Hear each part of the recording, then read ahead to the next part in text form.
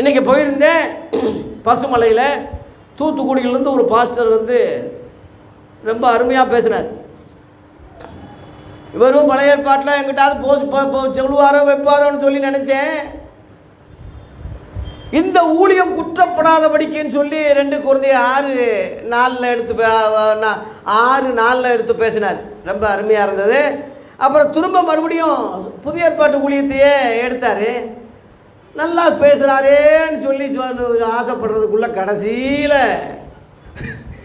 நெகேமியான்னு சொல்லிட்டார். நெகேமியா கற்ற ஊழியம்னு சொல்லிட்டார். அப்போ இந்த நல்ல புரிதலோடு போகிறாருன்னு பார்த்தா கடைசியில் அங்கிட்டு போய் விழுந்துட்டார். நெகேமியா ஊழியம் கிறிஸ்தவ ஊழியம் இல்லைல்ல. நெகேமியாவே ஒரு கிறிஸ்தவன் இல்லையே, அவன் யூதன்.